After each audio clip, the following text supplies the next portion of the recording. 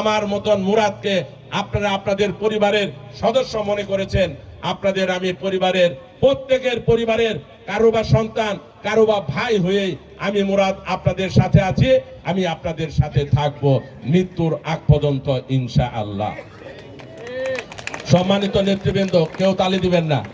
আমি বলতে চাই, রাজনীতি হচ্ছে দেশের জন্য, রাজনীতি হচ্ছে জনগণের জন্য। সেই রাজনীতি যদি দেশের জন্য হয়ে থাকে, জনগণের জন্য হয়ে থাকে, তাহলে আমি মুরাদ আপনাদের পাশে অতীতে যেভাবে ছিলাম, বর্তমানে যেভাবে আছি, ভবিষ্যতে ইনশাআল্লাহ তার চেয়েও বেশি আপনাদের পরিবারের পাশে আমি থাকব। প্রত্যেকটা পরিবারের সন্তান হিসাবে, ভাই হিসাবে আমি আরো বেশি করে আপনাদের আমি সাথে থাকব। সেই আশা, সেই প্রত্যাশা আমি সব সময় রাখি। সম্মানিত নেতৃবৃন্দ এবং আমার প্রাণপ্রিয় এই সুতিপাড়া ইউনিয়নবাসী, আমি বলতে চাই, আমাদের মতাদর্শ থাকবে ভিন্ন, মত পার্থক্য ভিন্ন থাকবে, কিন্তু এই ধামরাইয়ের সুতিপাড়া ইউনিয়নের উন্নয়নের স্বার্থে আমরা সবাই এক এবং অভিন্ন থাকব।